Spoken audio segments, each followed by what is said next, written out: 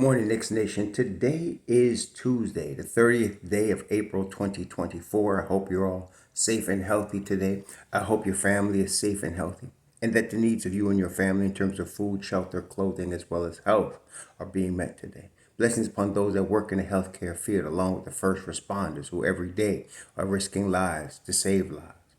Every day, those that pick up garbage for us to keep our places clean, and those that make deliveries for our convenience. Double blessings on the men and women that are out here trying to help rescue, deliver, and recover teenagers and children that are victims of child molestation and pedophilia.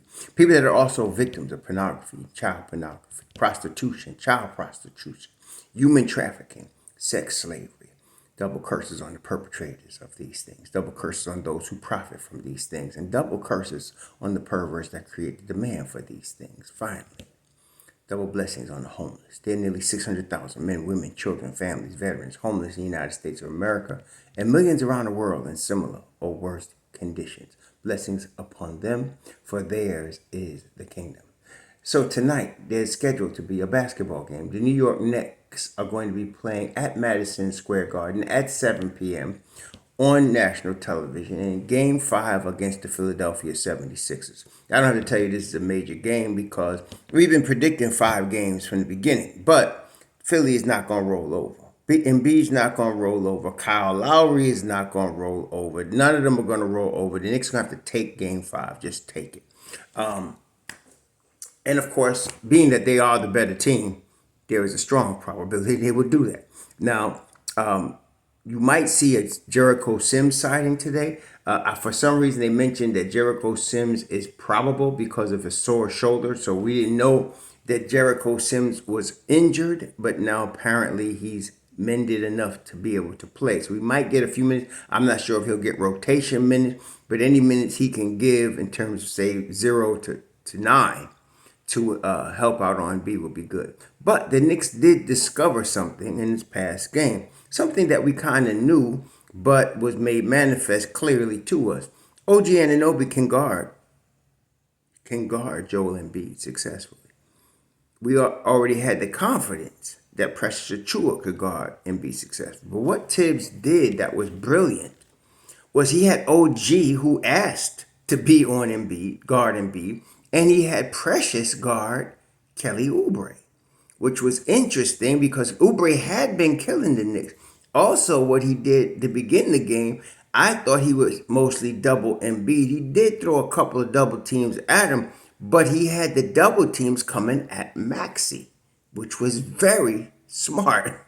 He had the double teams coming at Maxey. So now once you get the double teams coming at Maxey, at the same time you have OG or Precious that could each guard Embiid one-on-one, you got the makings of a lockdown right there. So that's why the last game, it was 97-92. We know Jalen Brunson scored 47. We know the Knicks held the Philly under 100, under 95 actually, 97-92, excuse me, last game. So the adjustments that's going to have to be made, I don't know what Philly's going to come up with. They tried to isolate Maxey. They tried to isolate Embiid. They do a lot of off-ball movement.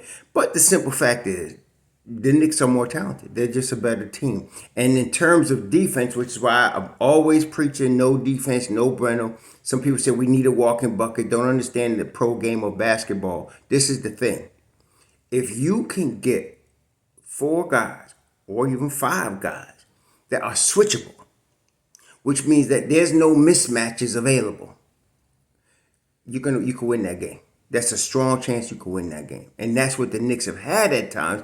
Brunson being the weak link defensively. And when I say weak, I'm just saying that, not too strong because he is also doing very well defensively. But when they put OG out there with Deuce, with Precious, with Hartenstein, with Hart, you got 5 guys that can switch up.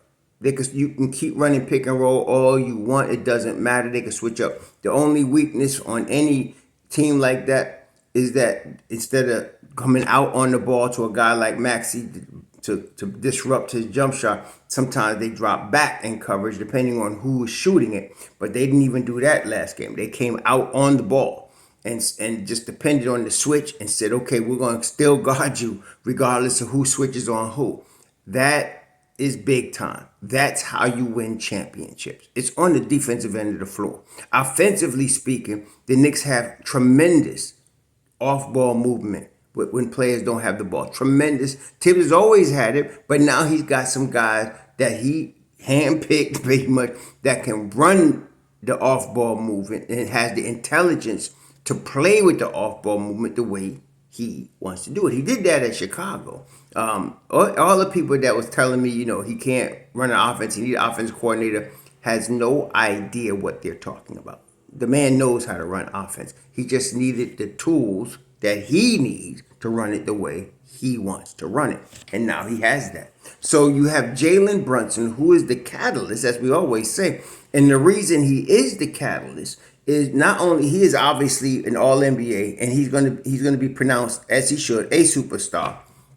I mean, he did this a couple years ago when he was on Dallas, when Luka was hurt. He was doing the same thing. That's what convinced me the Knicks should get him. I still didn't think they should pay $100 million for him. Obviously, I was wrong. He's worth double that. But he was doing this 2 years ago, so we shouldn't be surprised. But the thing about him is he gets in the paint. And again, that's a key thing here. He gets in the paint. When he gets in the paint, he creates all types of problems for the defense because he not only can hit his own shot, he can open it up for other people. And the likelihood of hitting the shot from 8 feet is stronger than the likelihood of hitting the shot from 28 feet. Okay, so that's why you see the points in the paint disparities between the Knicks and Philly, and you also see the Knicks winning the game combination of, I mentioned, the defense that's switchable along with getting in the paint. And of course, getting in the paint opens up more opportunities for offensive rebounds. And Knicks also dominated the boards against Philly. So tonight is the same formula. It almost doesn't matter what Philly does, because the way Tom Thibodeau runs this offense and this team, and I'm going to repeat something that you've heard many times from him, take what the defense gives you. The game tells you what to do. So if they're doubling somewhere, you got to find an open man. If you're the open man, you got to make an angle so you can get the ball, okay, and then keep it moving. They've been doing that very well. So almost doesn't matter what they do. The Knicks will respond by just playing basketball the Tibbs way, the right way, okay? So offensively, again, they're going to continue to get in the paint. They got to go hard after the boards. They do this every game. You see Josh Hart only scored 4 points, but had 17 boards. And of course, I know we have 14. You got to go hard after the boards, okay? Get in the paint and defensively keep them out the paint, okay? Keep them out the paint. And so, again, Maxey is a star player also, as I mentioned, but the Knicks have figured out they could double Maxey. So he was 8 for 21 the last game, 3 of 9 from 3. He scored 23 points. That's about the best you can do against a Maxey, okay? So he didn't shoot the ball well. He's going to get his shots, but he didn't shoot the ball well. If you can cause that to happen, you're doing very well. MB was 7 of 19, 27 points, nowhere near 50, but 7 of 19. And why? Because he had a combination of OG Anunoby, Precious Achiuwa, Josh Hartenstein guarding him at different times. Okay, we need to continue that. So I think the Knicks are in a good position to do something right tonight, do something good, be in good shape here. They got to go out and win the game, of course.